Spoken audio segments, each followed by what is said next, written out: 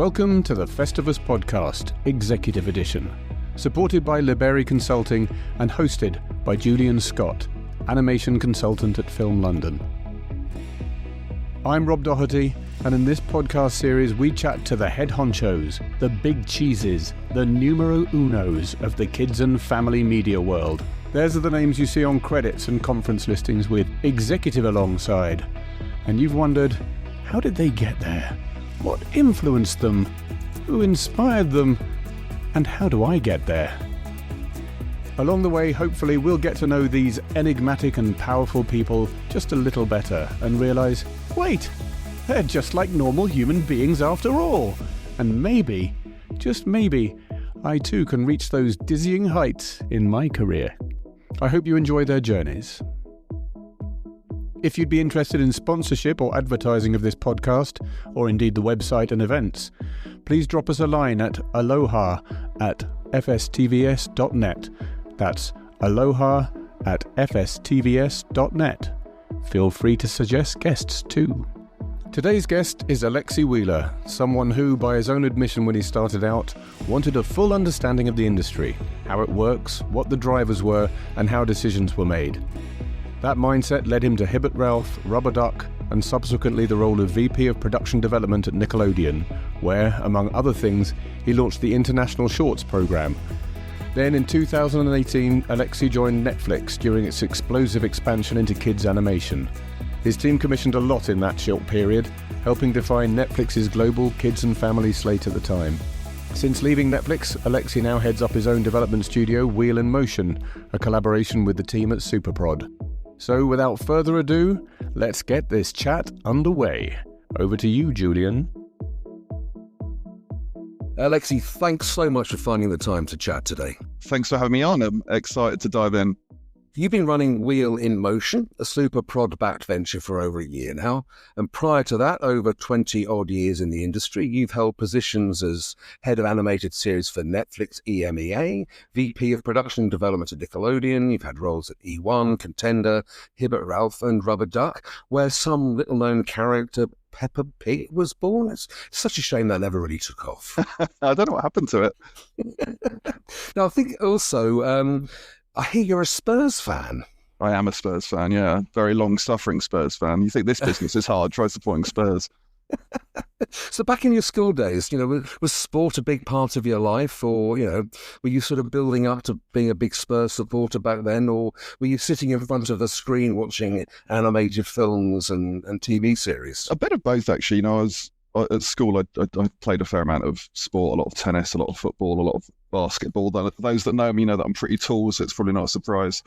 But I was always into animation. My brothers were really into video games and anime, which back then was quite difficult to get hold of, and old kung fu movies. So there was always quite a lot of pop influence and pop culture in our household. We were always trying to find new things, playing Super Nintendo, like Street Fighter 2 was a massive thing in our house. So animation was always a big part of my life. And it was funny as I got going in my career how surprised my parents were, because they were like, oh, that's actually a thing. It wasn't just you kind of lying on the floor in front of the TV. That's actually become what you can do as a living and what you can do with your life. So yeah, I was into lots of things, but sport and film and TV were big parts of my life for sure. Was there an animation series or film from back in those days that sort of stuck with you? A lot of the obvious things from the 80s, like Thundercats and Transformers and all that stuff. Transformers the movie was definitely a big part of my life. The death of Optimus Prime in that film had a big impact. But as I was saying, I remember my brothers got hold of a copy of Akira, probably in the early 90s, and that was a bit of a game changer. Seeing something that well crafted, and it just blew my mind. I remember the opening shots of that so vividly and thinking, God, how's someone done this in animation? And it was all hand drawn. So yeah, that definitely had a big impact as well. And way back then, lots of people don't really have a clue what they want to do in life. I think there are some people in their 40s who still really have no clue what they want to do in life. And others have a very clear idea from an early age of the sort of general direction they want to go in. Did you have a sense of where you wanted to go, or was with respect to your parents, the realization, oh, you could actually do this for a living. Did that happen a bit later? The funny thing about my parents and how I was raised was they wanted me to do something even more creative. So I was actually an art student to start with, and I was on the verge of going to Chelsea Art College to do graphic design, and I was looking at classic art as well, classical art, and I actually decided not to do that, and I took a year off, and then realized that you could do sort of film and media degrees, and that's how that came about. But at the time, my parents were quite gutted. They wanted me to go off and study art. So if anything, I've sort of let them down on that creative side. So they still don't think you've got a proper job then? They still think I should be painting as well sometimes. Like my mum brings that up. She'll be like, oh, why don't you go and make some art? And I'm like, well, I kind of prefer helping others do that and connecting those dots instead. You said you took a year out. So you were thinking of going to art school. You took a year out and then decided, because you went on and did a degree in film and media studies with creative writing. But what happened during that year that was the sort of the epiphany that that's where I want to go? It sounds quite self-defeatist, but I think I realised that I wasn't actually that brilliant at art. I was okay. I enjoyed doing it, but I think I realised I wanted to be part of something slightly bigger. And obviously with filmmaking, as we all know, it really takes a village. You're part of a team doing something a lot broader. And I was drawn to that. And we're going back quite a long way to when film and media degrees were quite an unusual thing. And there were only a handful of places you could do these. And I found when it was an ex-polytechnic, they a bit like the American system, the creative writing was a minor, which meant you got extra points towards your degree, and that was just a bonus. I thought, brilliant, I can learn about writing and script editing and fiction and all of those things that really attracted me. And I think in that time off, I kind of realized that was the direction I was more attracted to and more interested in heading in.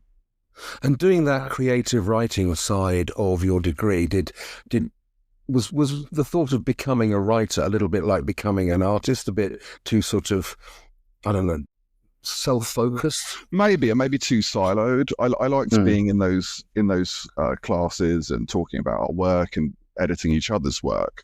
But I realised I was more attracted to the team sport of it all, the idea of making things collectively rather than being off writing by myself, I think. Okay.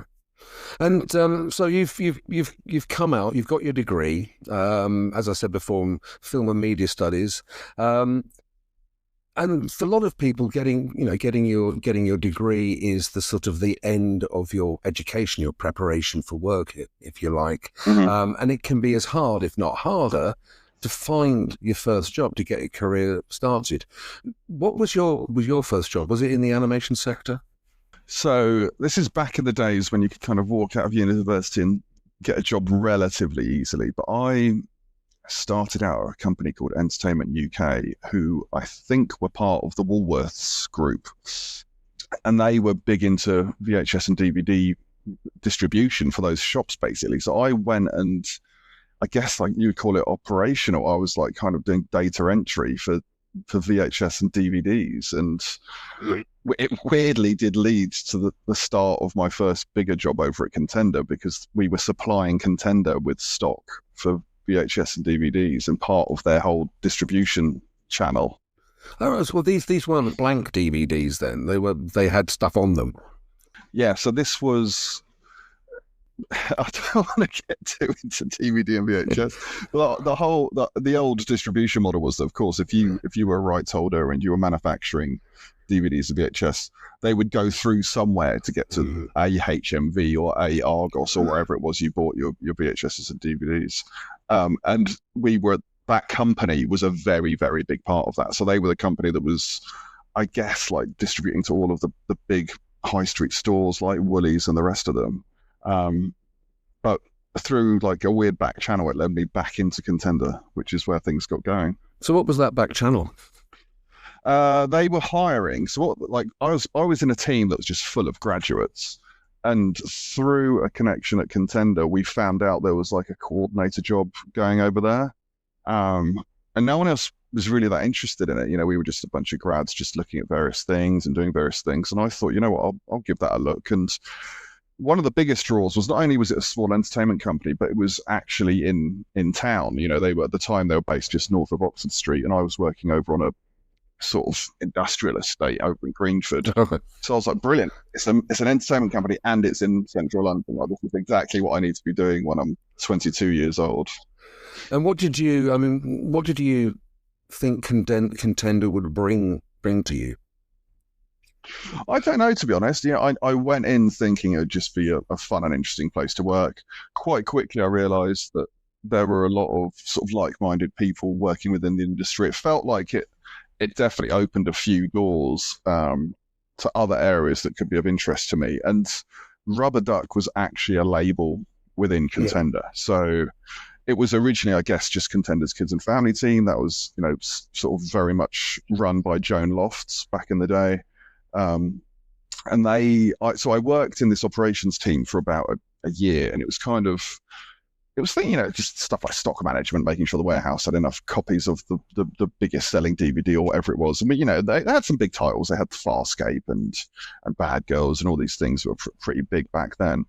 But they had this team with Joan Lofts involved, and they were looking for someone junior. And Laura Campbell, who worked with Joan, I'd got to know her quite well, and she was like, you should come and just check this out, because she knew about my degree and what I was interested in. She was like, you should come and check this out. And yeah, I went and joined that team, and that was when I really got into what I'm doing now. I mean, I was a development coordinator or executive or whatever it was back then. And essentially, it meant that in a junior way, I got to work on developing and producing shows, and that really sort of got me going and got me interested. And I was still pretty young when I got into that role, so I was very lucky. But as I say, we're talking about an era where you could sort of, one week you've left university, and the next week one of your mates is like, "Oh, come and work at this place," and it all really grew from there. I was very lucky. It was much small. The industry was much smaller back then, wasn't it? So you could have those relationships. Yeah. And it's interesting that you said somebody sort of knew about your degree and knew about you and your interests, and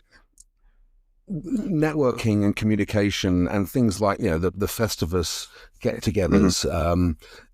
Are really important things for groups of like-minded people, to come together to talk and discuss. Yeah. And has that been, we'll get on to the rest of your career in a minute, but do you think that's been a key part of how you've got on, is that sort of networking, that talking to people, keeping your ears and eyes open to new opportunities? Absolutely. And it's not just about opportunities, it's about connections on things you make. As we've been saying, everything we do involves teams, it involves the right people. And to this day, I'll pick up the phone and speak to a writer that I've known for a long time, that I trust to deliver on something and get them involved in a project. It's so important in what we do, isn't it? To understand and know the people around you and have a connection, even just for advice, right? That's the nature of this business. It's really about the people. No, it is, absolutely. So going back to your work at Rubber Duck, obviously I said earlier on rather flippantly, that's where Pepper was born, and wonder whatever happened to it. But did Joan and Rubber Duck as an organisation know exactly what they'd found back then? I think yes and no. I think everyone knew it was a brilliant and charming show, but Pepper took many, many years to really get to where it is, right? It took years to get into the US. That took many years. It wasn't until much later when, in the Hasbro and E1 era with Olivier, when it traveled to places like China. So it's one of those things that's had a lot of great custodians. But at the time, I'm not sure. I think we all knew it was brilliant. I remember seeing the trailer for the first time. It was the same trailer that they used at Cartoon Forum over it would have been in Wales, I think, that year. And that trailer was so instantly charming. You've got to remember, so many of these things, it's cliche, but they do they do sort of cut against the grain, and they do zig when everyone else is zagging. That era was probably the era, I would say, of these kind of brilliant little vocational preschool characters. It's the era of Bob the Builder, it's the era of Hit Entertainment, who were doing some great stuff. And suddenly this 2D family sitcom where they've got the eyes on one side of their head and they're sort of talking pigs with these very unusual designs comes along. And, at the time, so many people thought, what on earth is this? I remember our poor old head of licensing, he was like, what are we going to do with this? It doesn't even look like a plush. Like, how do we do anything with this? Yeah. Brilliantly ironic and easy for us to scoff at now. But, a lot of the value in that company, which was eventually sold, was tied to other things. It was tied to it being a big distribution hub. But ironically, I think that the guys at E1 maybe didn't quite realise the scale of the IP they had on their hands when they bought into the company. And it's one of the biggest revenue generators of all time for preschool shows. It's I'll probably misquote the figure, but it's billions of dollars a year that it generates a licensing, isn't it? I think so. Yeah, I think so. Incredible. Yeah, it's absolutely huge. And as I said, it's taken lots of people to make that happen. It's not one person and one person's risk taking or one person's vision. It's taken lots of custodians to get it to those heights, and lots of different companies and lots of different teams and individuals. It's years in the making to get to that evergreen stage of a preschool IP like that. No, for sure. So you hung around Rubber Duck for a little while. What happened after the Duck? So around that time, I got it into my head that I wanted to. I was still in my 20s. I wanted quite deliberately to work and understand different parts of the industry. I wasn't making much money, and luckily enough at the time to be able to sort of get away with that somehow or another. I don't know how I managed it, but it meant that I didn't have to desperately chase certain roles. It meant I could sort of explore the business a bit. So I went to work for Jerry Hibbert over at Hibbert Ralph because I thought I need to get into the weeds of a studio. So I was the production manager on Fireman Sam, and it was the first CG version of Fireman Sam. So it's quite controversial, is that, when HIT was starting to move into CG and away from some of the stop frame they'd done before. So I was the production manager on that. I'm probably among the worst production managers around. I was okay at it, but it definitely wasn't for me. And it was a brilliant experience because I got to be in the weeds. I got to understand the real pain and minutiae that goes through animation. Also, just focusing on one show was really interesting for me because I realized quite quickly that I didn't necessarily love the idea of just working on one thing for like an extended period of time. It made me realize that I do prefer to work across slates and across various projects. And it made me understand that maybe I was more interested in the strategy side of things. Yeah, so having worked in production development, I was then thrust over there and I thought, let's do this. Let's work in a studio. Let's see what happens here. So I did that for a bit. And then I actually went back to what was then E1, who had bought Contender, to produce Humph, which was a sort of 2 or 3 years. So that was a show that I'd been developing. And Joan was like, with this being greenlit, are you interested in coming back to produce this? So that I got to go back to E1 as the producer on Humph, and I did that for a couple of years. Yeah. It sounds like you've been quite strategic so far in your career, quite deliberate in saying, I've done this, I get this, I need to understand this a little bit more, even if that leads me to thinking, actually, this is not what I want to do long term. Definitely. And that was exactly what I was thinking. I was still quite young. I didn't fully know which part of the business I wanted to work in. So I thought, why not try a few different areas out, see what sticks, see what works for me. And I thought, at very least, it means I'll understand the different perspectives, different ways of working, different opportunities, different types of company within the industry. So that was really important. So you went back to Contender, you did Humph. Was that a King Rollo film? It was, yeah. It was King Rollo. Yeah. It was, yeah. Lovely show. Yeah, lovely company too. Yeah. So you've done Humph. What's going on now? What are you thinking? Is I want to produce now, or are you thinking? Well, you said earlier on that you were thinking maybe you wanted to work across a sort of a broader slate of projects and more on strategy. Mm-hmm. Was that the next career move? It kind of was. So E1 was starting to sort of grow into the company that it became, and I kind of felt like I was part of the old guard, and it was time for something new. So it was around the time that Joan was semi-retired by then, and there were some new staff coming in, and I just thought it's time for a clean break from this. I've been sort of in and out of that company for such a big chunk of my 20s, and it had gone from being Contender to Rubber Duck to E1, that it was time for something totally different. And I just decided to do a bit of freelancing, really. So that it was I guess it was about a year where I was just working with various smaller studios. There were some small studios that maybe had a bit of interest in a project, but then didn't know what to do with it. So I was trying to help them out. And again, it was just me exploring a little bit and making some new connections, finding out what it was like to be on the outside, just sort of running around with a laptop and figuring out where I could fit in. So I did that for about a year until the next big opportunity came up. And what was that next big opportunity? that was Nickelodeon. Did you know that Festivus is so much more than just this podcast? Not only do we host regular free networking mixers in London, Annecy, Munich, Manchester, Bristol, Cannes and many other locations, as we have done now for 21 years, via our website we have so much more industry-related information that can be accessed. More creative-focused podcasts to illuminate and educate, the latest industry news powered by Squiggly Magazine, the latest training courses and other invaluable resources to help power your career. And we also have a jobs board to advertise roles directly to our 3,500 website subscribers and over 13,000 social media followers. Sign your studio up now and take advantage of our extremely reasonable rates for job postings. You'll be hitting the motherlode of creative talent. Go to FSTVS.net and start your day the Festivus way. So the third part of this triangle was that I wanted to at some point work for a broadcaster. And Nickelodeon was a really interesting one for me because I hadn't exactly grown up watching it, but I'd watched some of Nickelodeon in my when I was 11 or 12, when it probably first come to Sky over here. And never in a million years did I think that you could go and work there. Like it was such an abstract idea. And of course, I'd got to know those guys through Peppa Pig and Humph and Ben and Holly's Little Kingdom. So I'd kind of worked with the Nick UK team a little bit. And Lindsay was about to go off onto maternity leave. And they were like, well, I think I'd actually gone into pitch. And Debbie had said to me, "What can you come and are you interested in just coming in for mat cover?"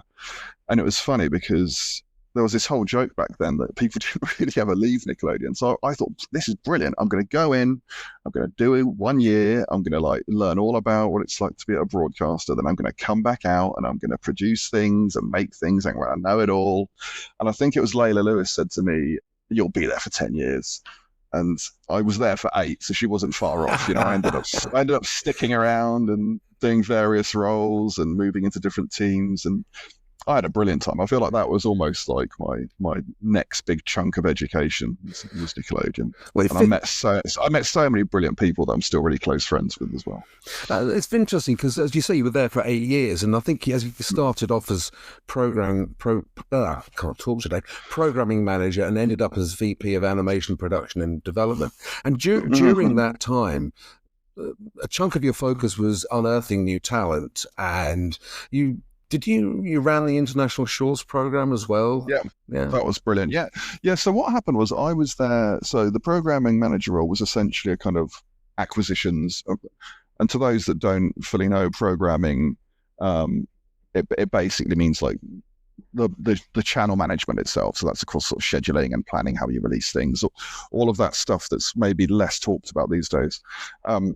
So it was all of that stuff. So I did that I think I did it for a year as mat cover. Then I did another sort of 6 months because the teams were changing a little bit and they just wanted me to hang around.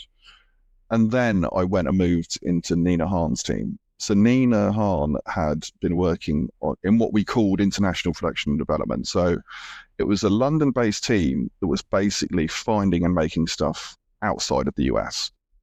So it meant you could sort of work with studios all over the world. You could make a live action show wherever. It sort of meant it was this sort of rest of world kind of role. And Nina had a smallish team for a little while, and she was starting to figure out the next stages of that. And I came in as I guess I was a manager or whatever. I came into that team, and Nina and I sort of grew it and found lots of brilliant shows and made some, worked on some brilliant productions. And part of that was this shorts program, which I'm really proud of actually, because we sort of diverted a bunch of our development money into just trying out lots of things. So the shorts program was kind of like a mini pilot scheme, if that makes sense. Mm-hmm. And what we would do is we'd do it in these windows. We did it every year for a few years. And we would take all these pictures and meet all these really interesting people. And sometimes it'd be an individual who didn't have a studio or had never worked with a studio. And it gave us this opportunity to sort of marry people up. So, an example is someone like Hamish Steele, who had this brilliant idea. And we did one short with him that he kind of made himself as a graduate. Then the next time we wanted to do another short with him, we matched him up with Blink, who are the London-based studio. And it meant we could get to know the studio and get to know the person. And we did it a lot. We did it all over the world.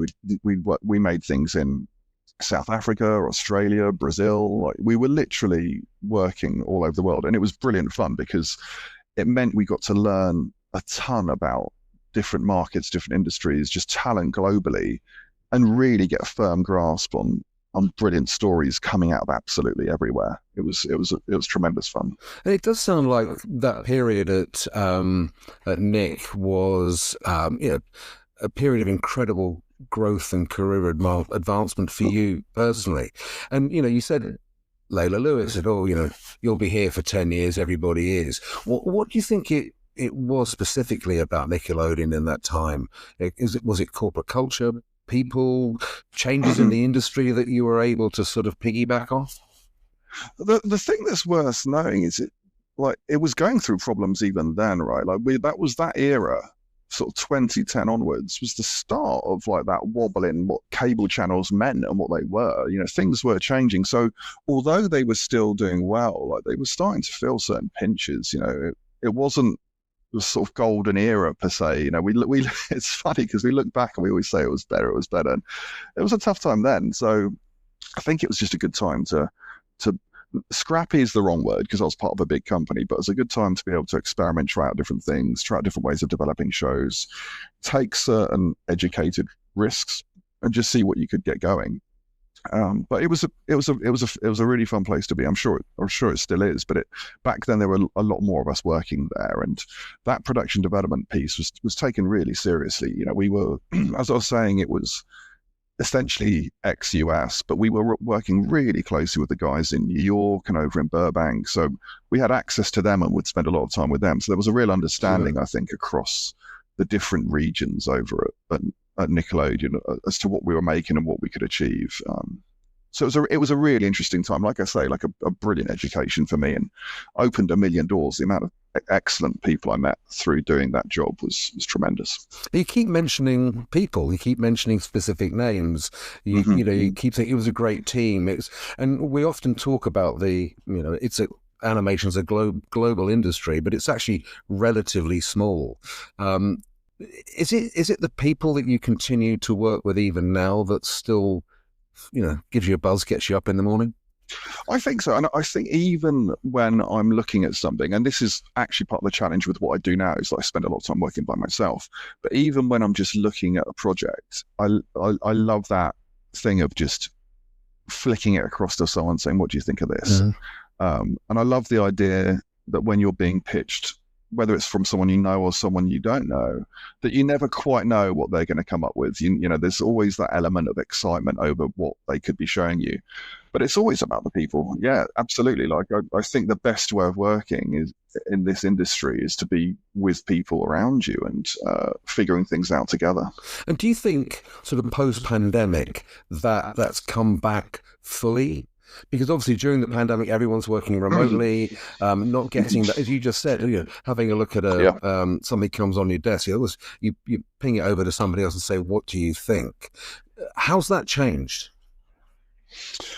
I mean, is it controversial? I'm a big fan of working face to face. Like, I found working at home during COVID really difficult, and I was at Netflix at that point, and Netflix opened up this kind of sort of shared office space of people that were desperate to get out of their homes. Once it was sort of legally allowed, could go into this space and have some room. And the moment that was open, I was using it. And even now, I don't really like working from home. I work out of a shared office space in pretty much 5 days a week. It's just the way I prefer to work.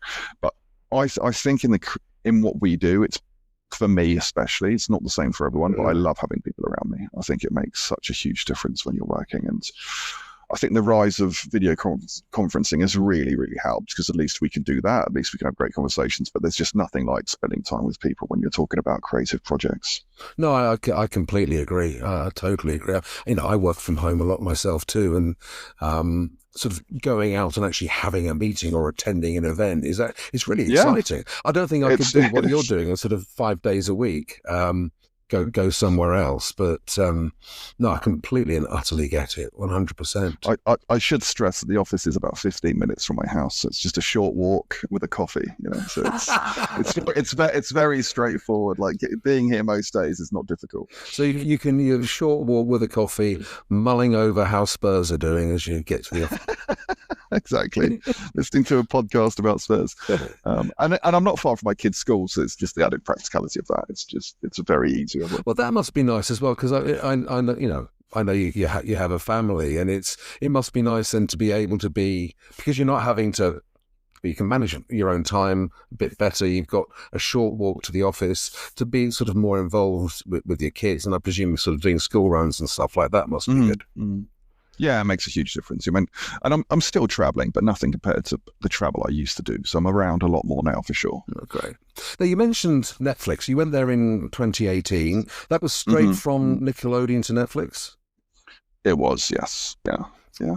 So there's a wry smile on your face there. Obviously, because I can see you, the audience can't. But so, how did that come about? Was that So again, people. So this time, it actually goes back to 2017. But I was with my good friend Ed Galton, who runs Cake Entertainment, and I was also with Don Gardner, and we were eating a curry. It's a bit of a long story, but I basically told them about this exceptional place that you could go and get curry called Punjabi Kitchen, which is over in Greenford, and it's sort of take your own alcohol. It's really brilliant homemade food. So we're over there, and Ed Galton tells me, we were talking about Netflix a little bit. Like he knew that around that period they were starting to grow and do more in the kids space. And he told me that Dominique Bazet was looking for someone to help on I guess at the time they were looking for someone to help on the preschool side. And I had met Dom, but I didn't really know her very well. And he introduced us, and we talked, and there were various iterations of what the job could have been. And at one point, it was a job based over in LA, which I wasn't too keen on, to be honest. Like, my kids were really young, and I just didn't fancy the move. But eventually, it evolved into what became a London-based role, kind of setting up what became the new kids and family team over here. And that experience at Nickelodeon of, having a small team in London, but being part of a much bigger organization and sometimes being a little bit of a satellite really helped me with that, because it meant I could plug into the US and work very closely with them without having to be there. And I could kind of represent producers and find studios within the region and sort of grow the business in that direction.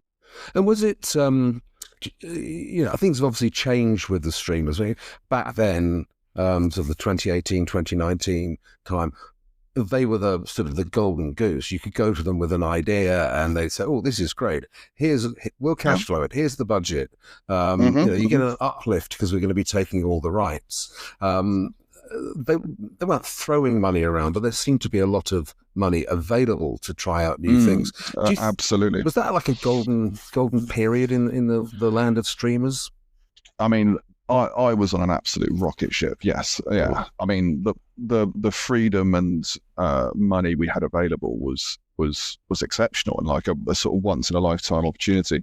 And it was exciting because it meant you could, I'm loath to say you would just sort of pointlessly take a risk and make something you shouldn't. I used to say to my team, we're not here to make art installations. We're here to make brilliant content for our audiences. But to have that freedom and to really be able to follow instincts and make choices and decisions very quickly and get moving was a brilliant way of working, for sure. And you really genuinely had that autonomy. You didn't have to get everything signed off from the States. No, we had autonomy, but there's that famous Netflix line of freedom and responsibility, and that was a big thing at the time. And we definitely wouldn't just run off and do something without talking to other teams about it. And it wasn't necessarily for sign off; it was just sort of gut check stuff and get opinions and make sure we were sort of heading in the same direction, because so much was being made that I think it was just really important to understand that we weren't all attempting the same thing, and that we were maybe making different types of bets on the content. So the freedom was there, but it wasn't like you were just sort of squirreled away, sort of throwing money out the window. You were actually part of something a lot bigger than that. Okay, fair enough. And you're now a seller rather than a buyer, and I wonder, sort of, if you were at Netflix or Nickelodeon buying stuff, how do you think the whole change in the way that IP, the kids engage with IP, they're all on social platforms like Roblox and disrupting what you might want to call the traditional IP commissioning structure. If you were still a buyer, how do you think you'd be looking at that? That's an interesting one. I mean, it was already changing when I still was sort of involved in commissioning, and I think we say IP a lot, right? IP gets thrown around a tremendous amount, and I talk a lot about what does that mean? Because IP for a long time meant very, very big existing brands, and as we know, it doesn't matter how big the brand is. There's no guarantee that rebooting something or bringing something back will work. It still has to be brilliantly executed. And I think that IP can mean so many different things now. You mentioned Roblox, and there are other platforms, and we're really aware of the sort of earworms that are coming out of YouTube and these very fast rising characters that suddenly kids are engaging with. And it just goes to show that IP can come out of a short but sort of very powerful critical mass. IP doesn't mean an old board game or an old cartoon or an old book anymore necessarily. It means that too, but now it also means a Roblox game that's got a certain amount of players. It can mean a graphic novel that's maybe not got the hugest fan base, but has a very, very passionate set of fans. So that if you do something interesting with it, they'll all buy into it and help it float as a project. And I think that's the thing that buyers and sellers need to be aware of, that in this world where we're so fixated on IP and what we deem as a safe bet, of course there is no such thing. IP just means a ton of different stuff, and it can be something that's only been around for 6 months in this modern era. It can be something that has already been seen by millions and millions of kids and young adults, but has been very short-lived and is still very nascent. So I think that's the mindset that buyers and sellers have to have, is that IP means lots of different things and can come from lots of different places. And as a seller, do you see that happening? I do. I mean, yes, definitely. I've already seen a few projects that, they're sort of quite stealthily massive. And it's interesting for me because as a much smaller company, there's an opportunity there for sure. So I am looking at a lot of projects that are maybe things that are sort of rising from quite interesting spaces that maybe bigger companies haven't been able to act on quick enough. So yeah, I definitely think there's a lot going on in that area for sure. And I've always believed there's two parts to getting an idea off the ground. One is the idea itself; it's the creative aspect of it, which people have to think is exciting, and as you mentioned, has some kind of connection to an audience somewhere. But there's also the credibility of execution, which. A larger studio probably has, and somebody who's you may have discovered, maybe back in the day through your international shorts program or now talking to people. How do you go about the credibility of delivering that show as well, or proving to a buyer the credibility of that show on top of the creative? I think whatever you're doing and however you're doing it, you have to strive for it being excellent. And it doesn't matter, and that doesn't really apply to high or low budgets. I think it applies to everything. I think whatever you're doing has to be the best version it can be. It has to be thoughtful. It has to be well figured out. And I think we all need our North Stars. I think we all need things. I think we always need this compass that points us towards making the best version of something we possibly can. And however you're doing it, I think you have to stick to those guns. This podcast is made possible thanks to the support of the awesome Liberi Consulting. Liberi offers specially tailored industry-related training courses. Check them out at libericonsulting.com. That's LIBERI consulting.com. You can also find links to their fantastic courses on the Festivus website.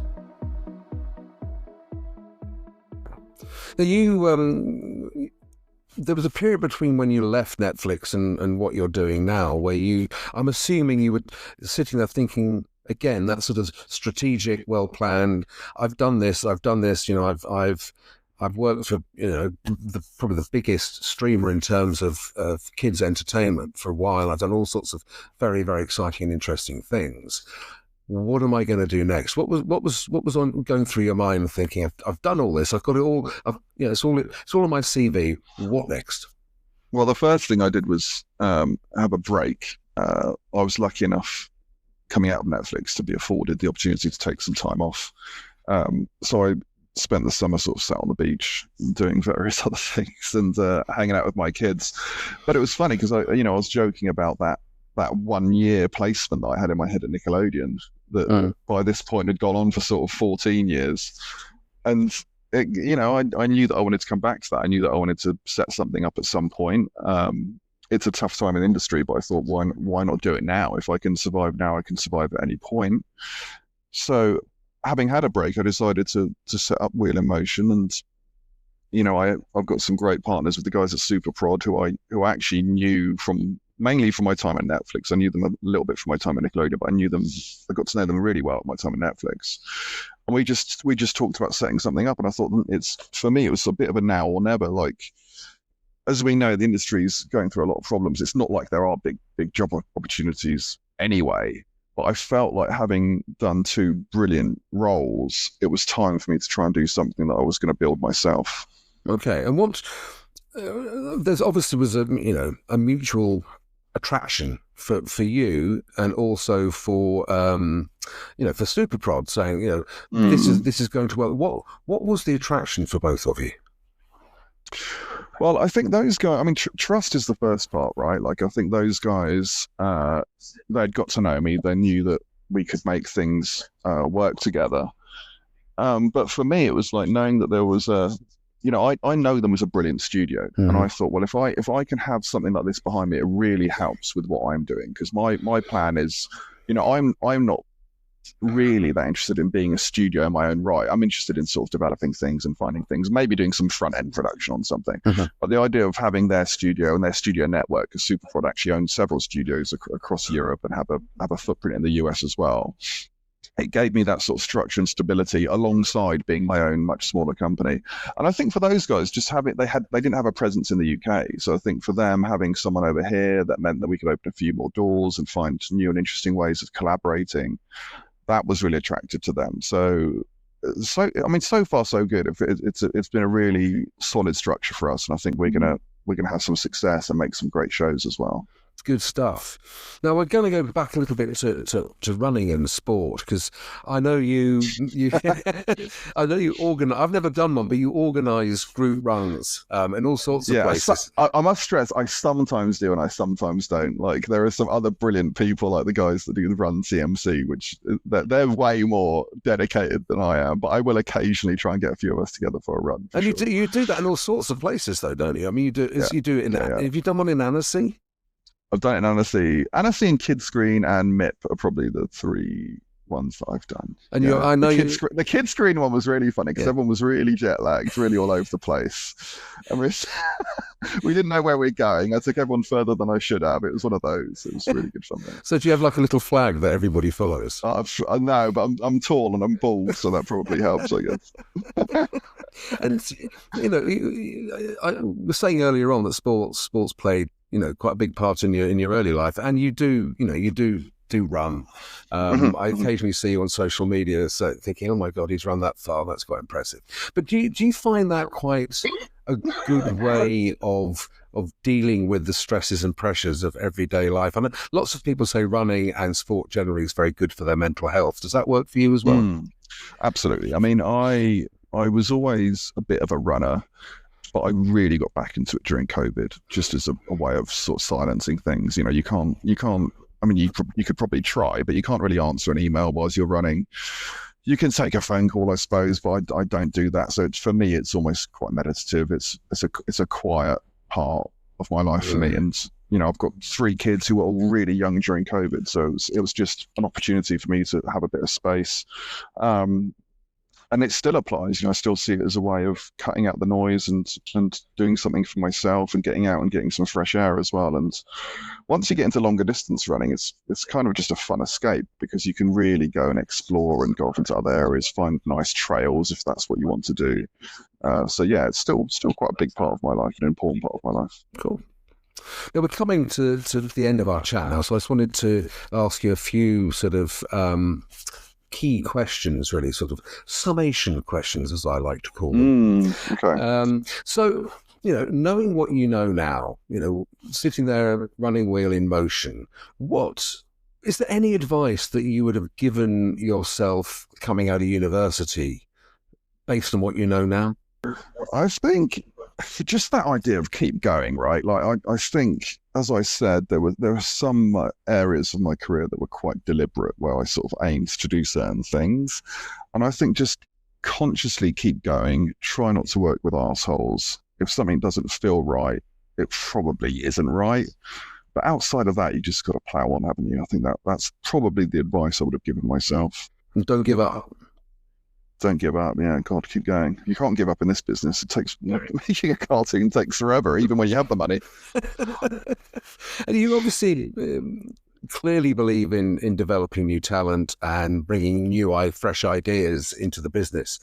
Do you still think, even in these sort of challenging times, that new talent is vital to the animation sector? And if you do, I'm assuming you probably do, how would you advise new entrants to go and get ahead and get into this sector? I mean, I definitely believe new talent is key. I think, with everything that's gone on, we need new ways of thinking, new ideas, new people. Absolutely agree with that. I think the challenge now is getting into roles and getting the experience. I would recommend for anyone trying to come in and enter is just try and get as much experience as you can. But it's really hard. Interning and doing that kind of thing doesn't always pay very much. It sometimes doesn't really pay at all. And we do need to figure out ways of getting fresh talent and fresh voices into the industry, because that's the way forward for all of us. I just think you have to, I think if you're in that position, you have to find ways of getting experience and making connections and meeting with people. I think it's so important. Last question. Which is your favourite event or conference to run at? Oh, it's easily Annecy. Come on. Annecy, that lake, I mean, it's just the best place to go running in the world. There's 2 or 3 reasons why it's the best. I mean, first of all, it's just a beautiful place with amazing fresh air. But secondly, you can get out of town quite quickly. So if you go off around the lake, you're not really going to bump into anyone. So you can run up there, you can jump in and have a swim in the lake. That's the sort of place that I would happily spend months in, just running around on trails and swimming in the lake and kayaking and stuff. So yeah, definitely Annecy. Have you ever tried to run right the way around? No, I'm tempted to. It's actually bizarrely almost a perfect marathon. Is it really? I think it's 42 kilometers if you take the trail around the lake. So it's actually a marathon. So maybe one day we'll do like a big sponsored event and we can all run around. Yeah. Or run some of it. Do a relay maybe. I was going to say, I don't think I'm there that year, but it's a really good idea. Alexi, listen, thank you so much for finding the time to chat to me today. It's been really, really interesting. Thanks so much. Thanks so much for having me. I was glad to be able to jump on. Thanks a lot.